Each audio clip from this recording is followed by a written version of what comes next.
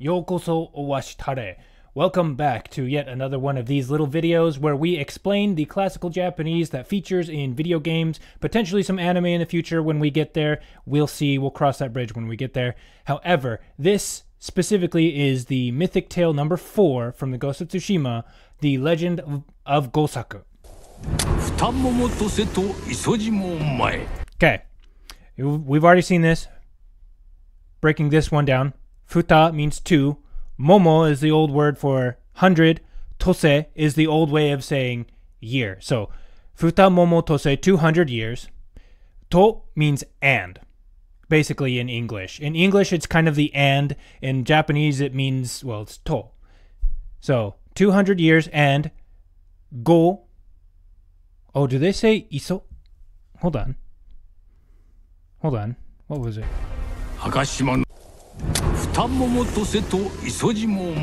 Okay, and they use the old way of saying it. Futa momo tose to isoji. Okay, isoji is the 510, which means 50. So it's the old way of saying 50. So 250 years. Mo means even or also. This one's a little bit hard to explain if you're not familiar with regular Japanese, but it just means even, essentially. So it's been even, it's already been, or it's even been 250 years, and this last kanji here, mae, means before, or in front of, or, well, before, in the past. So 250 years in the past.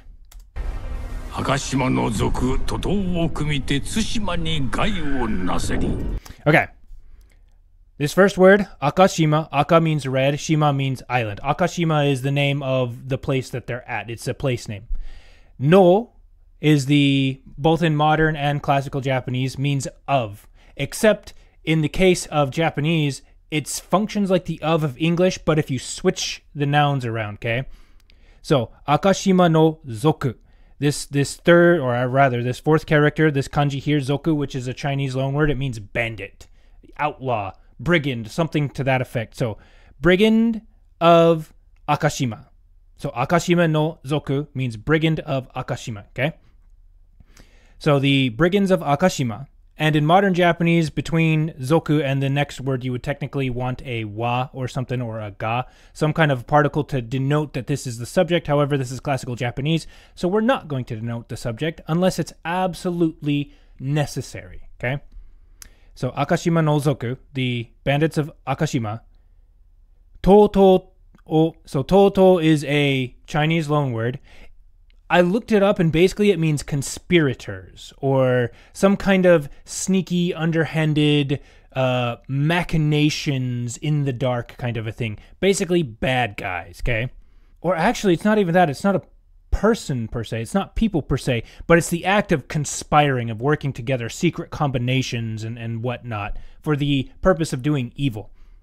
So these bandits, toto, secret combinations, evil machinations, I guess you could say. O. Now this O is a particle that in both modern and classical Japanese, basically it is the particle that denotes the object of a sentence. And I'm sorry if I'm throwing a lot of grammar words at you that you haven't heard in years since you've been in school. But O denotes the object of a sentence, the part of the sentence that is receiving whatever action is happening in that part of the sentence, okay? So like if a dog eats food, okay? In English, the food is the object. The food is the thing that is being eaten. In this instance, the next word, kumite, kumi, means to come together, right? To combine, I guess you could say, to lock hands, to be intertwined with. So, basically, Akashima no zoku, the bandits of Akashima, toto, secret combinations, o, and the secret combinations are the thing that is going to be done by the action. Kumite, so to come together. Basically, they brought some plans together and they worked them together and they combined plans is essentially one way of thinking about it. Basically, it means that they did plans. However, the root word kumu is that word, just kumu. Kumu by itself is that word, and that's in the ending form or the infinitive form, if you want to call it that. However, we put it in the mi because that's a connective form, so that we can add the connective. I don't know if this is a particle or just a conjugate. I don't really know how to describe this, but it denotes further connection, actually. I believe the difference between, if we were just to say to o kumi and then move on with the sentence as opposed to to o kumi te, like it is here, I think the te adds a little bit of emphasis onto it and also a stronger association with a time, that this happened and then this happened. That's my guess, though. Don't quote me on that. Again, I'm not a credentialed expert. I'm just a nerd who really likes this. But moving on. So the Akashima, the bandits of Akashima worked together, put together some conspiracies. Tsushima, which is this next one right here. Tsushima is the name of the main island in the game, the place. Ni, this ni particle denotes place. It denotes place or direction, a place or, a place that an action is occurring, a place that this thing is occurring. However, it is also more broad than it is, broader than that. It's a little hard to pin down precisely in English what it is, but you can say in, at, on, by, to, something like that. And it's kind of all of those ideas wrapped up in one. But Tsushima ni, so at Tsushima or on Tsushima, in Tsushima, gai.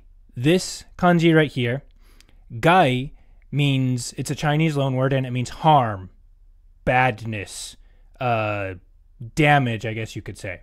And then again, we have this o one more time, which denotes that it is the gai, it is the harm that is going to be the receiver of the action, is going to be the thing upon which the action happens.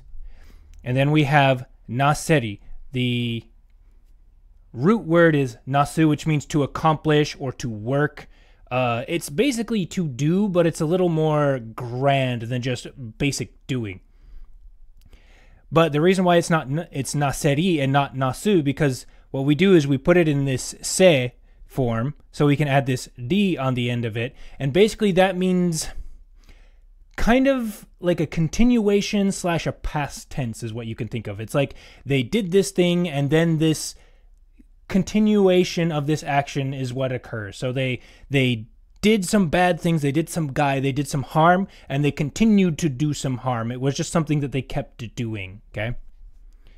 So hopefully that explains it. So the bandits of Akashima conspired together and in Tsushima committed many harms, did many bad things.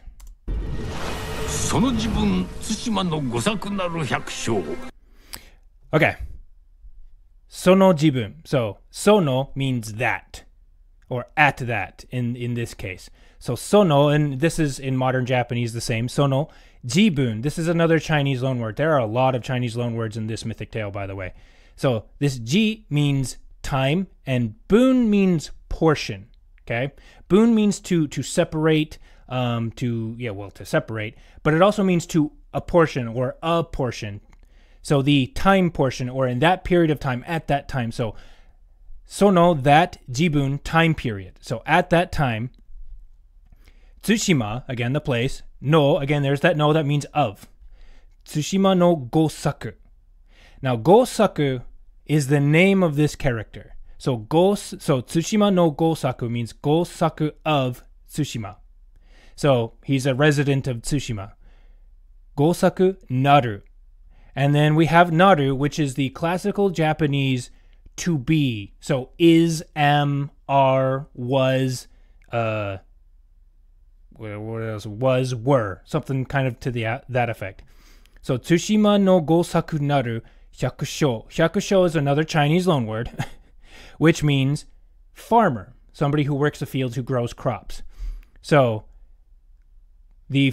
and the reason why we have it naru, because normally naru is actually in its infinitive form / its ending form is not naru but nari. So if we were to end a sentence like such and such is such and such, or such and such is so and so, basically in Japanese we would say such and such so and so nari.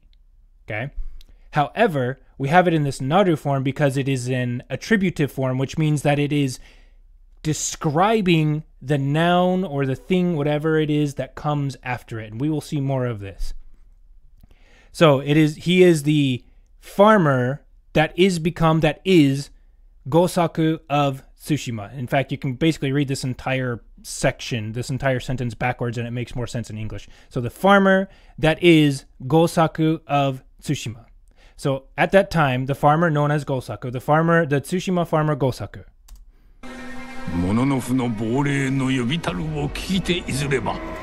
Okay, these first two kanji. Now, if some of you guys are familiar with samurai history, you will recognize this because it is one of the ways you can read this is bushi. But that's with its Sino-Japanese reading.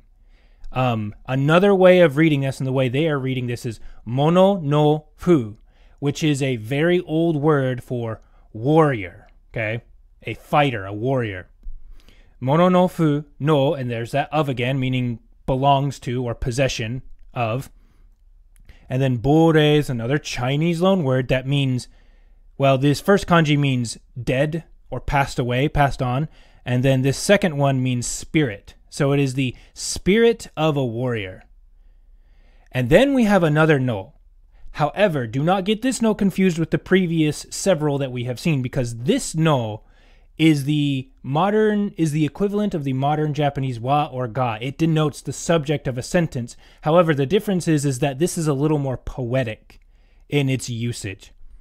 So the spirit of the warrior, the spirit of a warrior, in fact, does whatever. We're denoting that the spirit of the warrior is the thing that is going to do whatever comes next, okay?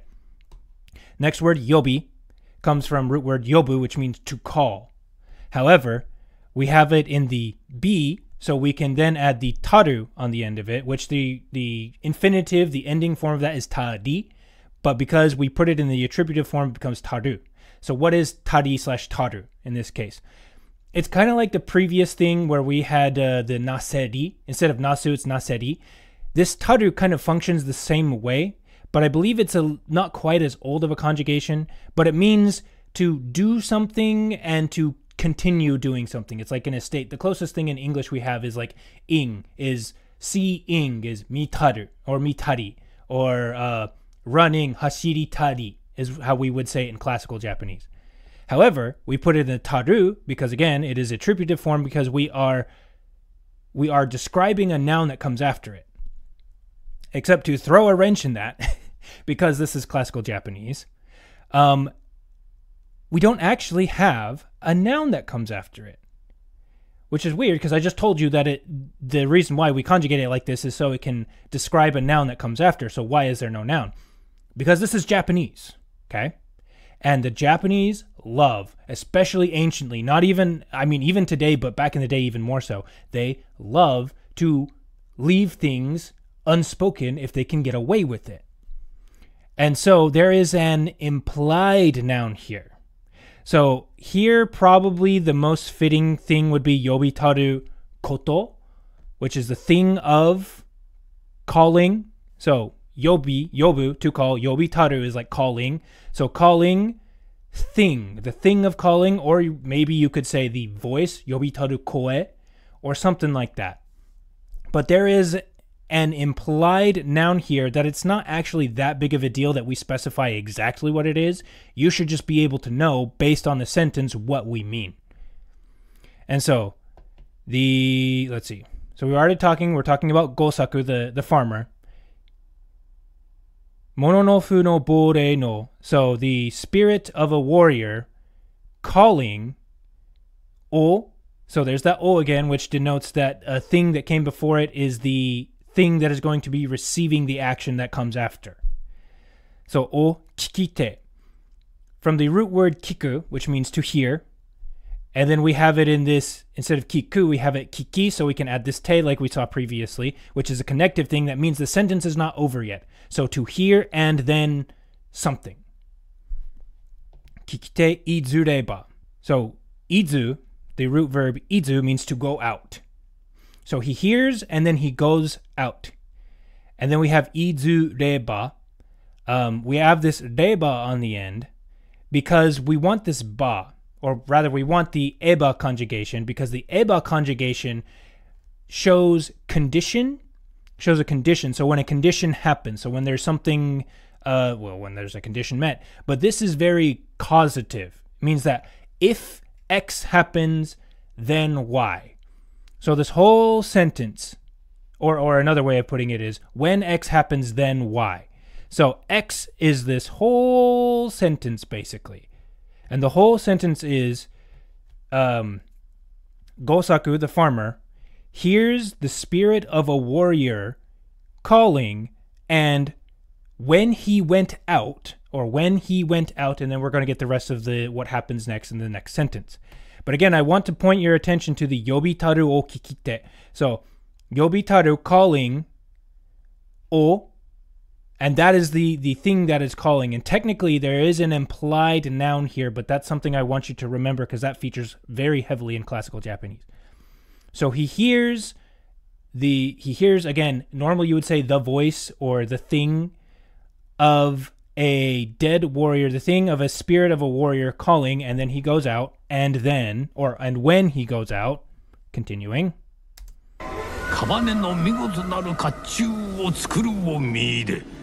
Okay.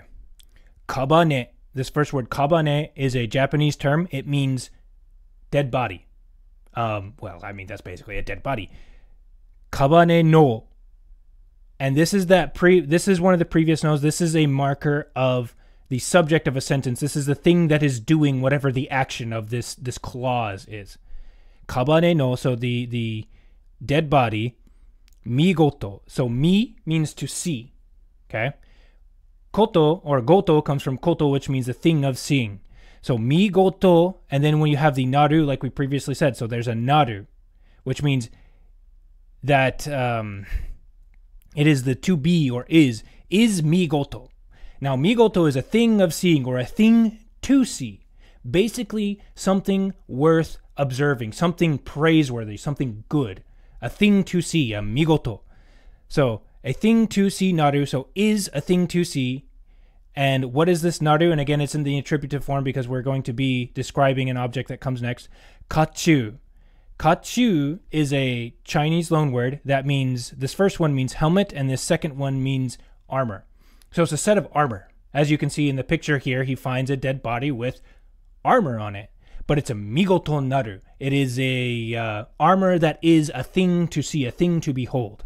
So migoto naru kachu o, and so this thing to behold, this armor to behold, o is the thing that's going to be receiving this action next. Tsukuru. So it comes from the root word tsuku, which means to wear, to put on. And then tsukuru puts it in the attributive form, which again, we have an implied noun that comes after. There is no noun here. And normally in modern Japanese, you can't get away with it like this. But in classical Japanese, you can. So, kabane no, a dead body that migoto naru kachu o tsukuru. So, wearing a really good set of armor. O tsukuru o, and he found this. Oh, because this whole thing is the thing that is going to be receiving the next the verbiage, the action that comes after it, which is mi ide. Again, mi means to see, and ide comes from izu, which we just went over, which means to go out. So mi ide, when you combine them together, it means to find, to discover, to see and go out. That's a little bit hard to translate into English, but just trust me, mi ide means to find or to discover, because you see it and it comes out, okay? And then we have it, instead of izu, we have it in ide because we're not done with the sentence, because we're continuing. Basically, when it ends in te or de or something like that, oftentimes the best way to translate that in English is when we throw an and. So you have a blah, blah, blah, blah, blah, blah, and blah, blah, blah, blah, blah, blah, and blah, blah, blah, blah, blah, right? In Japanese, we do that with the te, or with the, in this case, the mi de. All right, if with me so far, so let's continue. So, going over.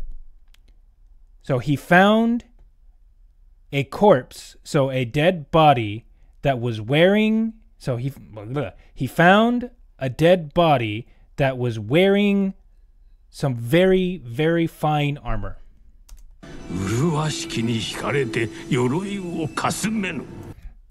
Okay, uruwashiki.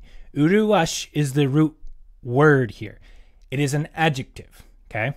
It is describing, it gives the quality of a noun, right? So in this case, uruwashi means beautiful, lovely. However, we put it in the attributive form. If you notice, there's attributive forms everywhere. Because the nice thing about attributive forms is they're very easy to put implied verbs in that you don't have to specify, and thus allows for a little bit of poetry. This is just the way that they spoke a long, long time ago. They don't do it so much now. So, urewashiki. What is urewashiki? Because again, there's supposed to be an implied noun here. The armor probably is what it is. Urewashiki koto ni. So the... or actually, again, it's not the armor, it's the urewashiki koto. So it's essence of being beautiful. Ni. This one's hard. In modern Japanese, you'll understand because the verb that comes after it is a passive verb. But in this case, this ni denotes the thing that is doing the action, essentially. So the subject of the sentence is still the farmer, actually. We started with the farmer, and then we talked about what he was doing, what he's been doing. He found this armor, and it was beautiful and whatever. And he is hikarete, okay? From the root word hiku, which means to pull. However, it's in the passive form. So in the passive form, what that is in English is if you say, dog eats food, if you turn it in, that's an active sentence. But if you were to turn it passive, it is, the food is eaten by a dog. Food is eaten by a dog, or the dog. So in this case, the active sentence would be the armor pulls him in. However, what it's saying is that this farmer, Gosaku, is pulled in by the essence, the koto, the thing of beauty that is part of the armor, okay? So the armor is so beautiful that he's like, oh man, and he's attracted to it. However, so we have it in the passive form. Instead of hiku, it's hikaru or hikareru, or actually it would be hikaru in classical Japanese, modern Japanese, hikareru. But hikarete, so there's that te again, which means that we're not done with the sentence, we're continuing. So pulled in and, pulled in by the beauty of the armor, and yoroi, armor, o means that the armor is receiving the action that comes next, or that is what is having the action done to it. Kasumenu. So from the root verb kasumu, classical, kasumeru in modern Japanese, which means to swipe, to snatch, to take away. And then we have it in the me, so we can then add this nu to it, which means to do completely. So that he did this, and it's a past tense thing, and he did it completely, so he just swiped this armor off of this dead body because it was so beautiful, and he was so taken in by it. Okay? So, he was pulled in, he was attracted, pulled in by the beauty of the armor, and he swiped it.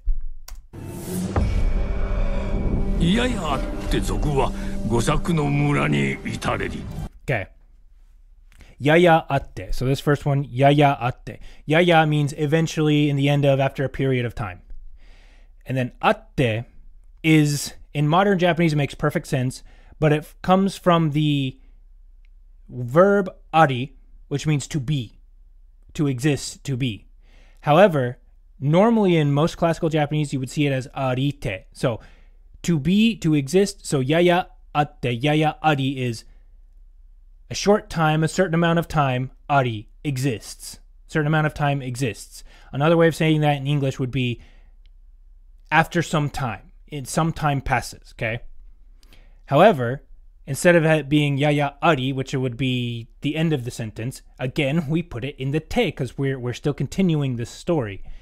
However, over time, the things went from, or this verb, this conjugation went from arite to atte, which is what we see in modern Japanese now. So yaya atte, so after a short time, zoku, the bandits, wa, and the wa here is like the modern Japanese wa, is denoting the subject of a sentence. So the bandits, gosaku is gosaku, no, so of gosaku. So gosaku's, denoting possession of Gosaku, or possession for Gosaku? I don't know. Gosaku no mura means village.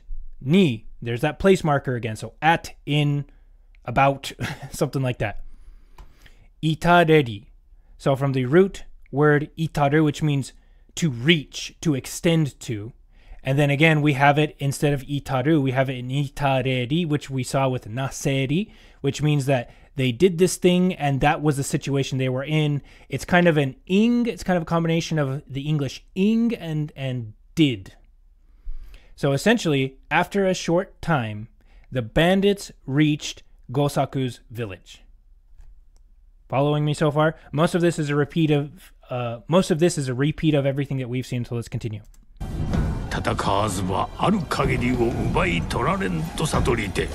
Okay. Tatakawazuba. Root verb tatakao, which means to fight. Okay? To fight. However, we put it in the wa instead of tatakau, we put it in the tatakawa, which denotes things that are incomplete or not yet done, because we then add the zu on the end of it, which makes it negative. So not fight, okay? Like hashirazu. So hashiru means to run, hashirazu, don't run. Tabu, or actually let's do omohu, which means to think, and then omowazu, which means to not think, okay? However, we have it in the negative, and then we have this ba on the end, which makes it conditional. And in this instance, the conditional is hypothetical. So if X, then Y. In this case, it's not X. If not X, then Y. So if we don't, or he doesn't, or somebody doesn't fight, if there's no fighting, tatakawazuba, aru kagiri. So there's that aru, so to exist, is, is, existent. Kagiri means degree or extent, or to the outer limits, the limit, I guess you could say. Aru kagiri, and this is hard to translate into English word for word, but the best way of thinking about it is the existing limit, okay? Which means everything that there is, everything that's there.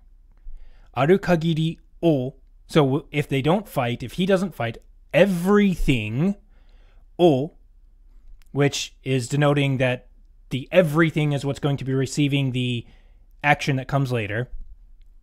Ubai torarem, okay?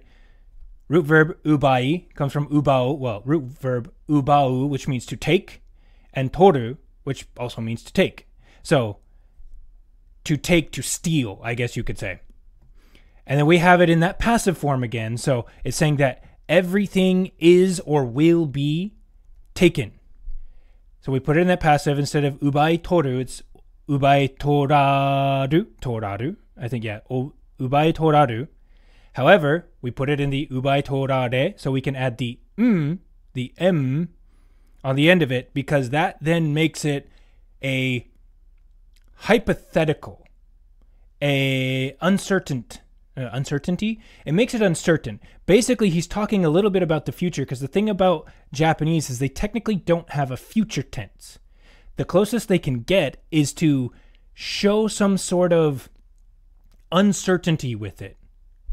So, tadakawazuba, if he doesn't fight, or if the people don't fight, aru kagiri, everything, o ubai torarem, will maybe be stolen.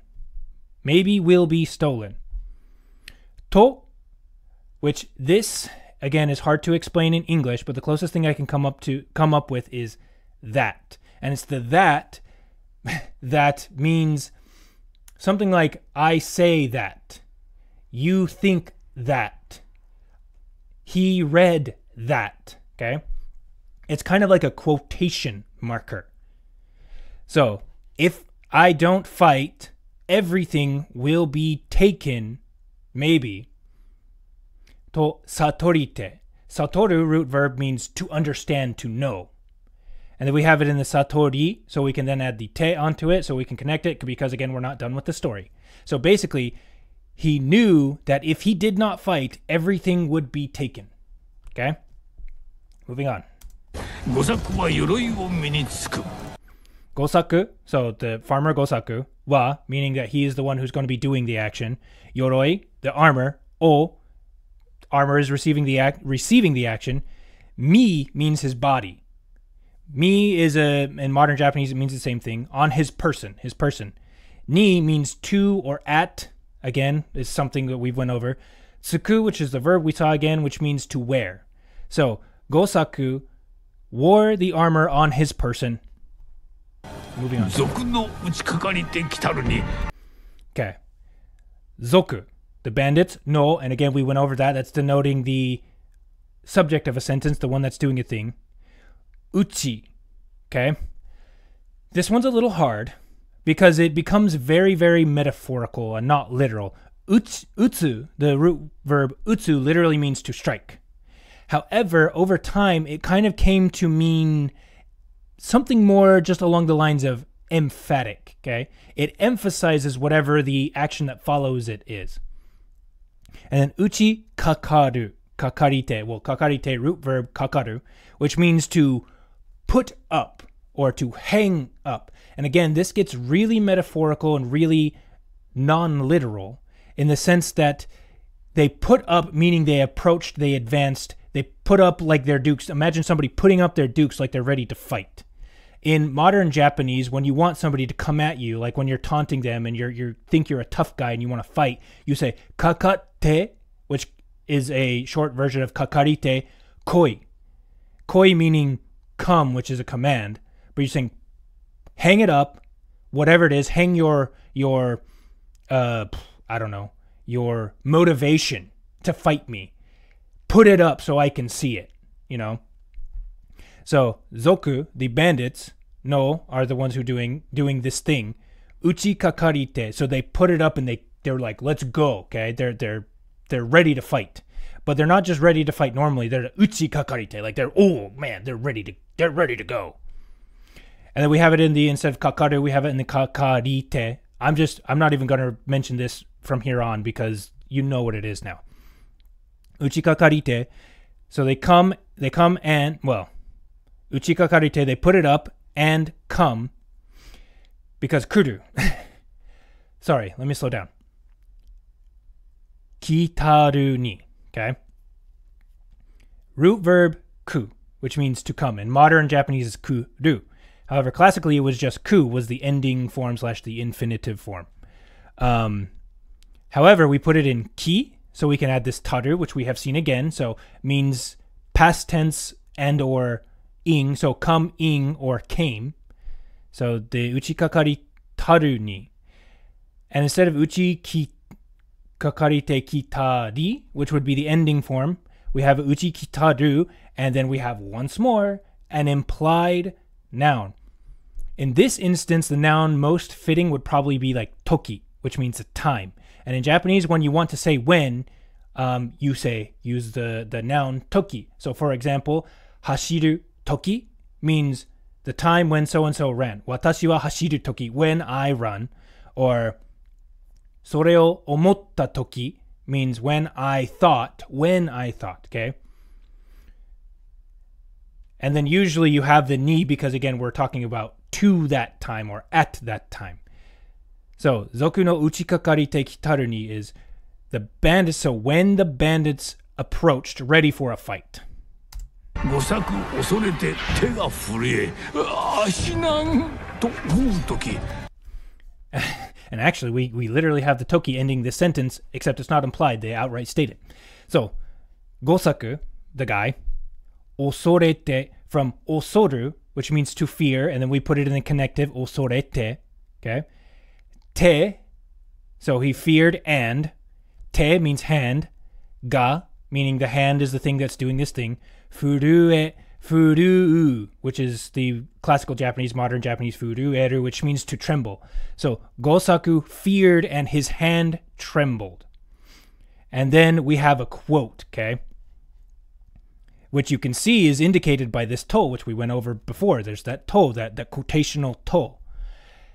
And he says, which is, it's not a word per se. It's to so it's just an extended meaning that he's kind of like, oh no, he's not saying words. It's just like a scream or a wail kind of a thing.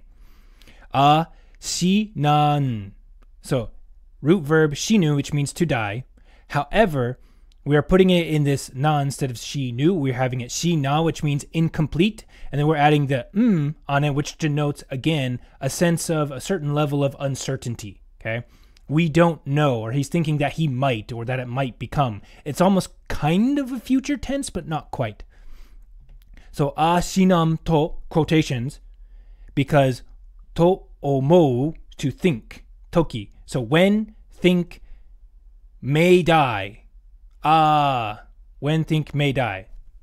And to put more in a more sensible way in English, Gosaku was afraid, his hands trembled, and when he thought, oh no, I might die, I'm going to die,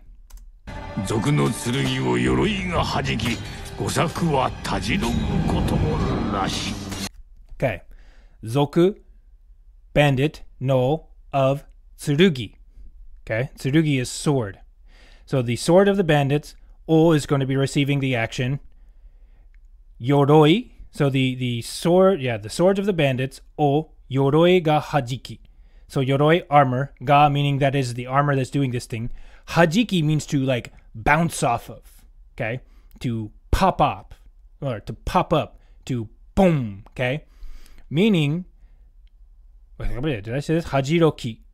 It's come from root verb hajiroku, which means to pop off, okay? So essentially, these bandits swing their sword at the armor, swing their sword at Gosaku. However, instead of piercing through, it just bounces off, okay? Or rather, it says this sentence in the sense that the armor pushes against it. The armor knocks it away. And then we have it in the, instead of tajiroku, we have it in tajiroki, meaning that we're continuing this sentence, okay? And then Gosaku, the guy, wa again, so Gosaku is doing this thing. Tajirogu, to pierce, to go through, to pass by. Koto means the thing of passing by. So passing by. Gosaku wa, so as far as concerning Gosaku, tajiroku koto mo nashi. And then mo is even, nash is not there, not present. It's a verb / an adjective. This one's hard to explain, but essentially, so they come and they attack him, but the swords just bounce off his armor, and it doesn't make it through to Gosaku himself. Okay?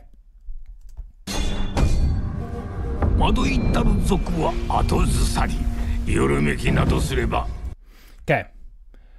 Madoi, from root verb mado, which means to be perplexed, to be stunned, to be like, oh no. And then we have the taru, so the perplexed is a past tense, because again, one of the uses of this is past tense. But we have it in attributive form because it is describing the zoku, the bandits. So the confused bandits, wa, and then they're the ones who are doing this action. Ato zusari. Ato means behind or after. And zusari, I'm not entirely sure what the root of it is, but ato zusari to ato zusaru is to take a step backward. So they strike him, they strike Gosaku, nothing happens, and they're surprised and they step back. Okay? Yoromeki. Yoromeku is to, the root verb yoromeku is to stumble or to stagger. And then yoromeki turns it into a noun. Okay? So stumbling. And then nado, the best thing to think of nado is a particle that denotes kind of like things of this nature, things like this. So if you want to talk about things you might see on a farm, nogyo ni miru koto. So things you might see on a farm. Nojo ni miru koto, or nojo ni miru mono. You could say something like dobutsu nado. So things like dobutsu, which is an animal, okay? So yoromeki nado sureba. So they're not just stumbling. They take a step. So the confused bandits take a step back and do things like stumbling. Okay? Things like stumbling, sureba, comes from the root verb in classical Japanese, su, modern Japanese, suru. But again, we have this reba conjugation, which means when. So when the confused bandits took a step back and did things like stumbled. So they're like, oh no, and they're falling over, stumbling, etc., etc. So when they did that,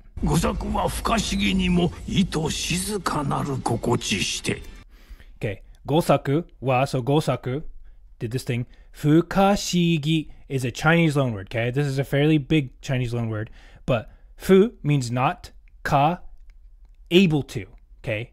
Can, so can't, and then shi means to think, and then gi means to, I guess, tell or describe.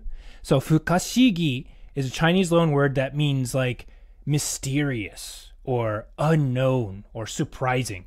And then we have the ni because fukashigi normally is a noun. But in Japanese, what you can do is you can take nouns and put a ni on the end of it, and suddenly they become an adjective / an adverb. So fukashigi ni mo, and then the mo is just kind of emphasizing it. It's emphasizing it against the bandits who are startled and scared and awestruck. But Gosaku is surprisingly, ito means very, shizuka naru. So shizuka means quiet, but it is a, technically it's not quite an adjective, but here's this naru again that we see, the naris, to be. So is quiet or calm, is very quiet or calm. Ito means very, shizuka naru, calm, quiet. And then kokochi, this koko comes from kokoro, which means thoughts, feelings, or the inner experience, I guess you could say. And then chi means, literally it means like land or area, I guess. But kokochi means feeling, or well, it's the feeling, really, is the only way I can describe it. And then shite comes from su, that verb su, to do, except when we conjugate it in the connective form, shite, okay? So, to bring this sentence back, Gosaku surprisingly was very, very calm, or had a feeling, a very, very strong sense of calm about it. So the bandits are all freaking out and they're like, oh no, we can't fight. And Gosaku, despite not being a warrior, was actually very, very calm and collected with this whole thing, despite being in the midst of a battle. Gosaku no yu o awaremishi, mononofu no borei no tsukishigoto. Okay. Gosaku no yu. So the thing of Gosaku, and this thing that is Gosaku's is yu, is bravery. So the bravery of Gosaku, so the bravery of Gosaku is receiving the action. Awaremishi, awaremu. So the root verb awaremu is to think fondly of, or to think strongly of. Aware kind of means to be sad about or to be moved by, okay? So awaremu is the root verb, but awaremishi, so we put it awaremi so we can add this recollective past tense, essentially, is what this is. However, in its infinitive form, it would be awaremiki. However, in this instance, we are making it into the attributive form, which goes from ki to shi. So, Gosaku no yu o awaremishi. So, to be moved by the bravery of Gosaku, or something is moved by the bravery of Gosaku, which is the next word, which is mononofu no borei, which is the spirit of the warrior. Okay. And then we have this no, which again is the poetic version of the particle that denotes the subject of a sentence, the thing that's doing a thing. And then tsukishigoto. So this is the same shi that we just saw, awaremishi. However, it's now attached to the verb tsuku, which means to inhabit or to possess, okay? And then shi turns this into a past tense attributive, because then we have goto, which means the thing of or like. So, Gosaku no yu o awaremishi mononofu no borei no tsukishigoto. So, like the warrior, the spirit of a warrior possessed him, or it was almost like the spirit of the warrior possessed him because it thought fondly of him, because it was moved by his bravery. So moved by the bravery of Gosaku, the spirit of this warrior, it was like the spirit of the warrior had taken over him.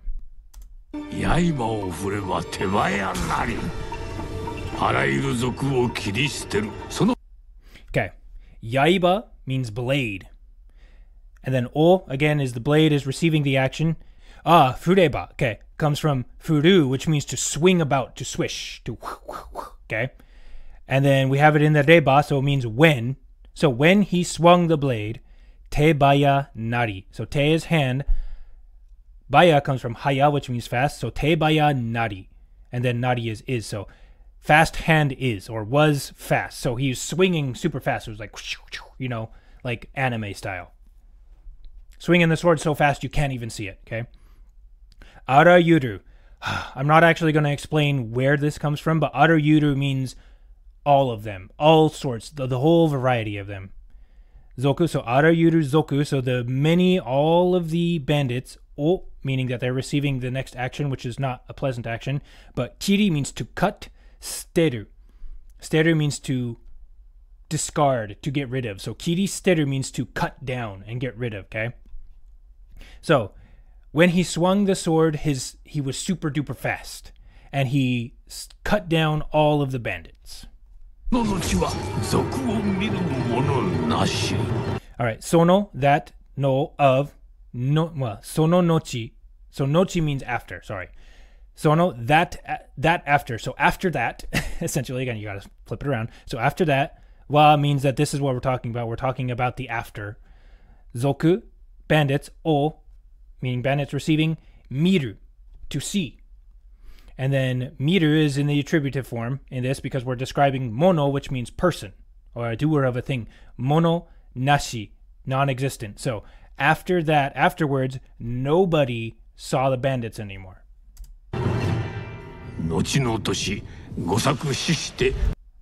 So nochi, again, after.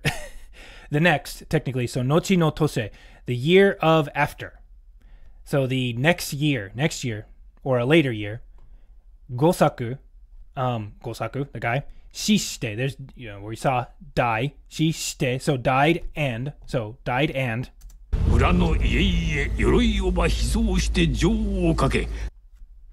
Mura no ieiye, so Mura, village, of, ieiye is houses, the various houses, okay? So we have ie is one, ieiye is the various, so the various houses of the village. Yoroi o, so yoroi, armor, o, meaning the armor is receiving, o ba. Now we have this ba here because it emphasizes this. It's kind of focusing on this. Like, this is the thing that is receiving the action of whatever comes next, but this is also what we're talking about, okay? This is the focus of the sentence, even though it's also the receiving thing.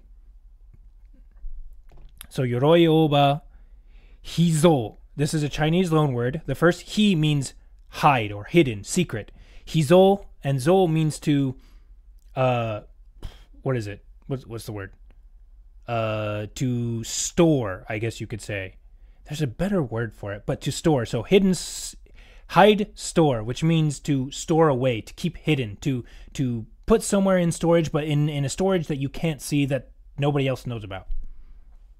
And then we have this shite, so it comes from su, which means to do. So shite is to do and. So they hid, so the various houses of the village hid the armor and jo o kake. Jo is a key, so a lock. And then the lock is the thing that is receiving the action. Kake means to hang up or to attach to, okay? So they locked the armor, so they hid the armor and then they locked it. But we have it in the kake because we're continuing the sentence. Instead of kaku is how it would be kaku, but we have kake because we're continuing. Sorezore ga kagi hitotsu wo mochite mamoru. Sorezore ga kagi hitotsu wo mochite mamoru. So, sorezore means the various. It's another way of saying various. Instead of just various houses, it's just, we already know we're talking about the houses, it's just various. Sorezore ga, meaning that this is the subject of the sentence. Kagi hitotsu. So, kagi is another word for key. And then hitotsu means one.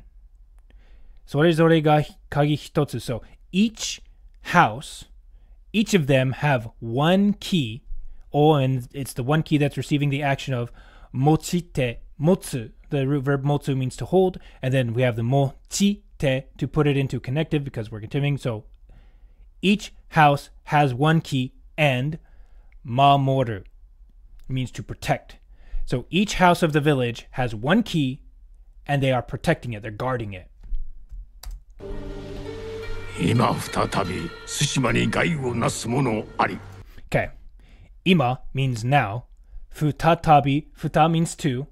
Hitotsu means one. Futatsu means two. So futa. And then tabi means time or instant. So we have, and it's the time in the sense of 1 time, 2 times, 3 times, 4 times. Okay. It's that time. So ima futatabi. So once again, once more.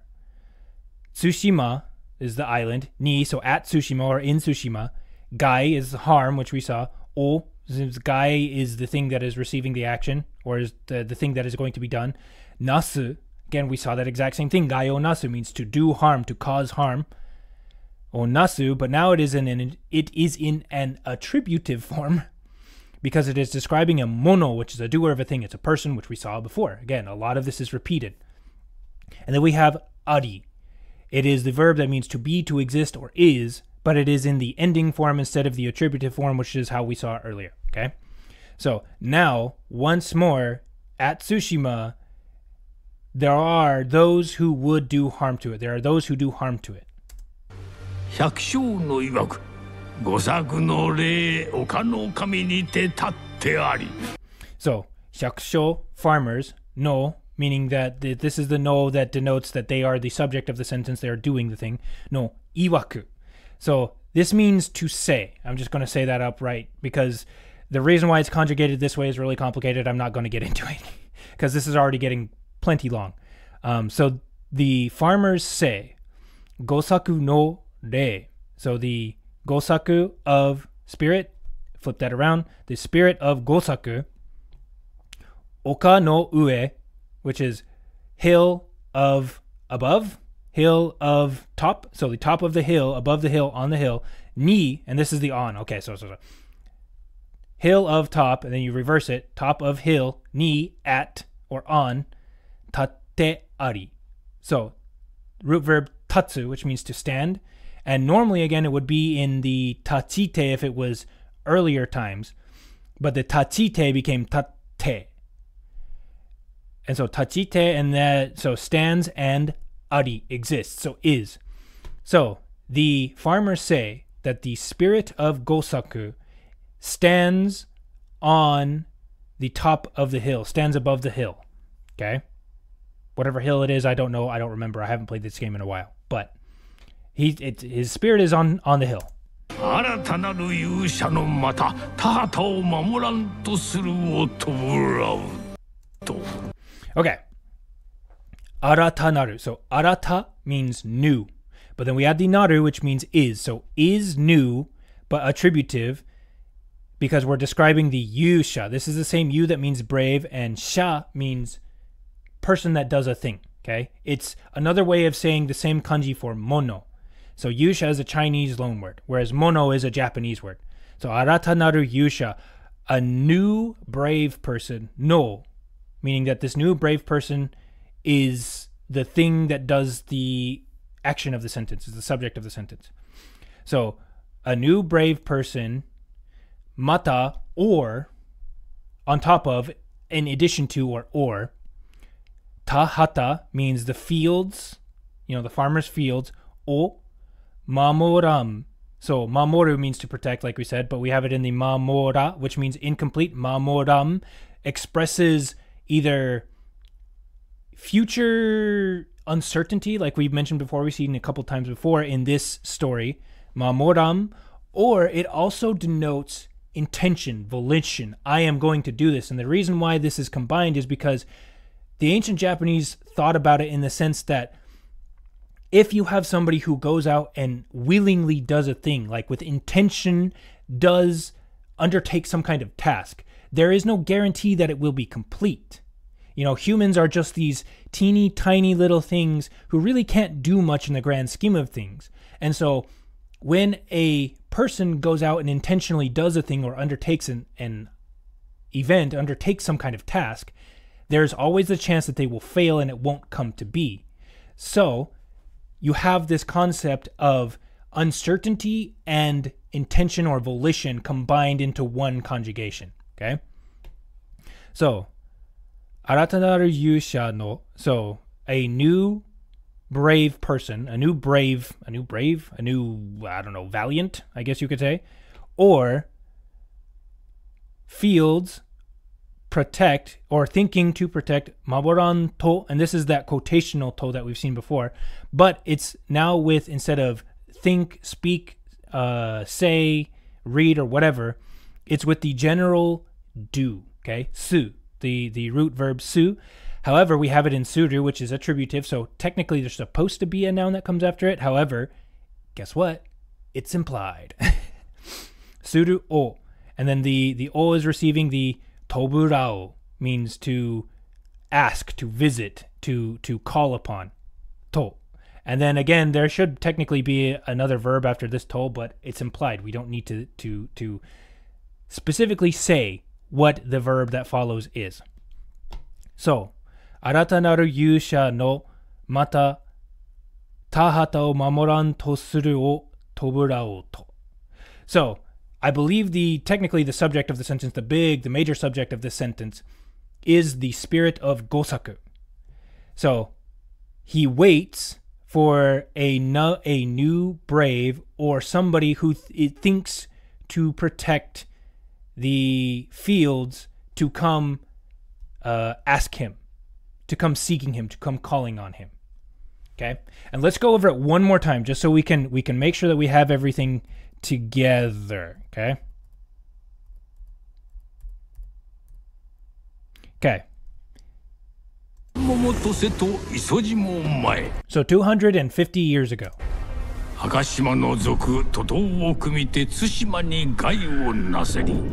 So the bandits of Akashima conspired together, and began to attack and cause problems and harm in Tsushima.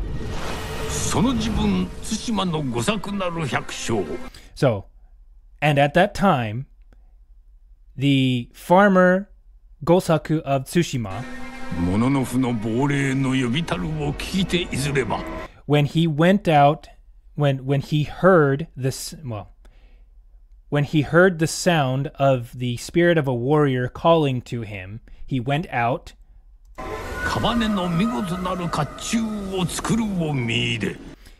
He found a dead body wearing a fantastic armor.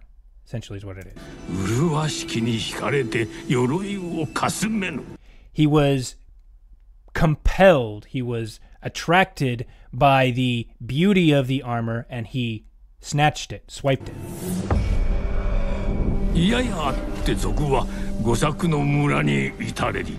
So, after some time, the bandits arrived, or made it to, Gosaku's village.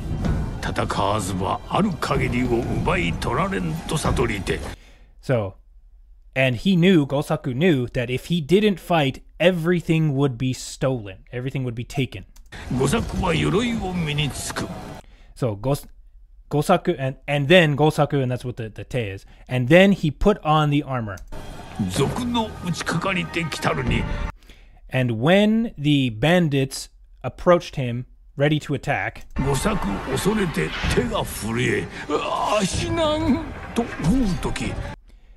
Gosaku feared, his hands shook, and when he thought, oh no, I'm going to die, so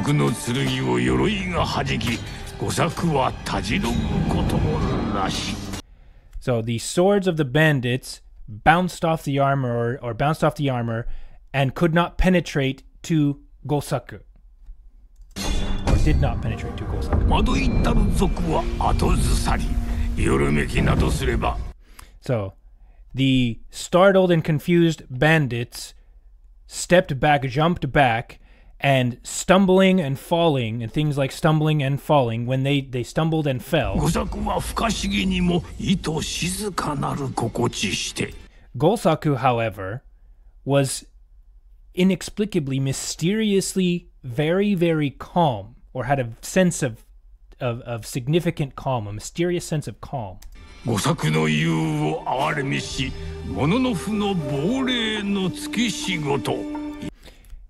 It was like the spirit of the warrior had began thinking fondly of him, and possessed him, was controlling him. 刃を振れば手早なり。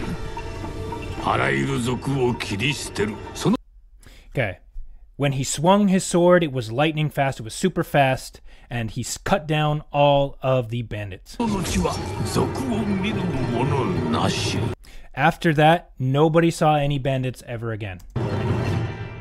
後の年、御作死して The next year, Gosaku died, 村の家々鎧をば秘蔵して錠をかけ。 and the various houses hid the armor and locked it behind in, chest or wherever they locked it. They hid it and they sealed it. それぞれが鍵一つを持ちて守る。 And each of the houses have one key that they have and they protect. 今再び対馬に害をなす者あり。 And once more, there are those in Tsushima who are causing harm or doing harm. 百姓の曰く、御作の霊丘の神にて立ってあり。 Okay. And the farmers all say that the spirit of Gosaku stands atop the hill. 新たなる勇者のまた田畑を守らんとするを弔うと。 Thinking or waiting for the coming, or thinking or waiting for the calling of a new brave warrior or one who thinks to protect the fields. Okay, so that's going to be it for this time. We went through it. We got through it. I was struggling there at the end. However, hopefully you were able to learn a thing or two about how the language of this classical Japanese works. Hopefully you were able to understand it a little bit better. And hopefully this was beneficial and educational and maybe a little bit entertaining for you. Hopefully we will have more in the future. I would like to get done with these Ghost of Tsushima videos, these mythic tales, as soon as possible so I can move on to some other things that will be a little less shorter, or a little more shorter. I can't even speak English. I don't know why I'm teaching you guys classical Japanese. But things that will be a little bit shorter and might be a little more interesting, although I find this plenty interesting. However, if you have been watching to the end here, I thank you so much for your patience and your support and for sticking with me through this whole thing. Ito kajijike no koso haberikere. And hopefully if you enjoyed this video, please like it, please subscribe to the channel for not only more explanations of classical Japanese, but also for stories, my own personal translations of ancient Japanese stories that I translate from classical Japanese. They're very interesting. Hopefully you enjoyed it, but I'm not going to waste any more time here. I'm a little bit tired, and you might be as well. So thank you once more for everything, and we will see you next time. Goodbye.